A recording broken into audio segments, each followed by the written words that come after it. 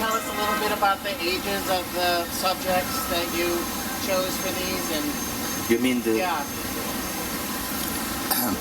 Well, one of the most important things that happened thanks to the Crown Fountain for me was to discover the beauty of portraits.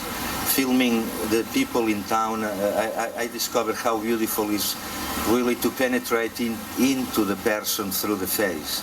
And then I just keep on, continues to taking portraits. But I decided only to do portraits of girls in between 7, 8, 14 years old. That moment that girls are not anymore kids, but they are not still women, adults. I always thought that future is female and also memory. That means that man is just an accident in between. and I like it always to think about this kind of a strange beauty in motion, when those girls are not anymore kids, but they are not still something else than women. And I'm continuous in that way. I guess in those last 10 years, 10 years, I took about 27 portraits. I'm using those portraits as blank canvas in where I could express different ideas. The pieces that we have behind, it's one of my dreams, which was to compress the volume. You feel that the volume is there, but in much less space. That comes every time I have a coin in my hands and I can see the flat face of somebody in. And he said, what's happened in the other side? It's nothing. Where is the rest of the head? Probably it's because it's too thin, the coin is too thin, it's not room enough for all the head. And I was working hard to try to compress that head until I got it something beautiful, because with a very physical material as cast iron, I really got this idea of ephemer, of transition. You have the complete volume, but when you are walking, the volume is going to disappear slowly and slowly, thinner and thinner, and then when you are in the other side, it goes back again. The piece in the entrance, it's probably different, it's elongate, following the same proportion of the Crown Fountain, the way to make the frames of the Crown Fountain. And it was a project that I did 2 years ago in Rio de Janeiro, and it was another dream, because that piece was installed right in front of the Sugarloaf, in front of the Corcovado, in this beautiful bay, which is the Botafogo Bay.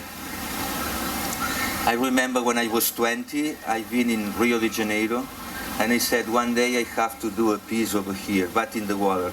I've been waiting 36 years to do it, but I've got it. And I thought it was a fantastic piece for Michigan Avenue, because you have the lake in one side and then facing Madison. Well, I'm so pleased about those 4 ads at the Crown Fountain, because it's probably a beautiful end of those 10 beautiful years.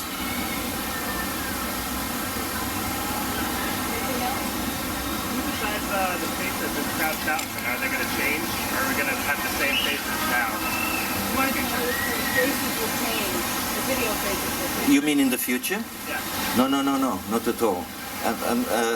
We took so much energy to fill 1,000, I cannot imagine to do more. But in any case, one of the main concepts in my project at that moment was to use the piece as an archive for the city. That means to film people living in town and to add new faces regularly. Okay, in the last 10 years it was not possible, it was complex, maybe in the future. But I have to say that when the piece was done, I also understood that every face is not really a portrait of a specific. It's an icon that could represent anyone. And I think that it's very important, because it's more general. When you see a kid, it's not specifically that kid. It could be the son of anyone, or a grandfather, or your father, or your wife, whatever. And I think that it's a very beautiful part of that project.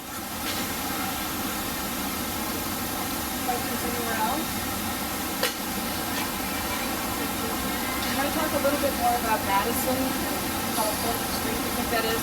One of the things that we were talking about last night was, we see it all the time, but one of the reasons you play sculptures is so they'll see the area in a whole new way. Well, yes, that's right. I mean, but I have to let them to think a little bit more about it. Yeah. But in any case,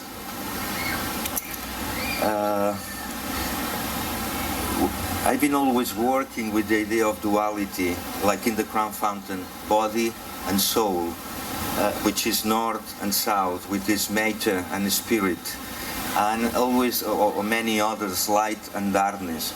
And every time I'm thinking about Madison, because it seems a very neutral, very humble street, but for me, since I know Chicago since 17 years, I'm fascinated about that street because it seems nothing but is a key street because it splits the city in two, body and soul, north and south, light and darkness.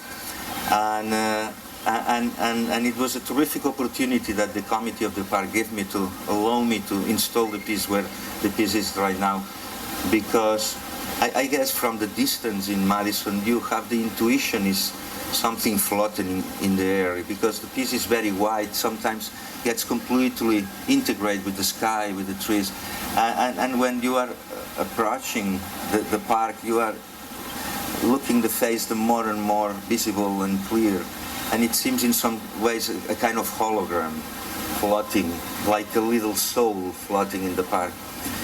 Well, I mean, I guess it's important not only that the sculptor is filling up the space, I guess it's important that the sculptures are expanding a certain kind of energy and questions to the people which are in front.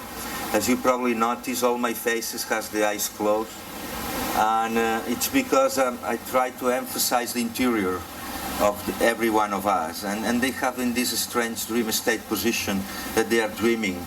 And obviously I invite everyone in Chicago to dream with me and with my heads at Millennium Park. I think it's fine. Thank you.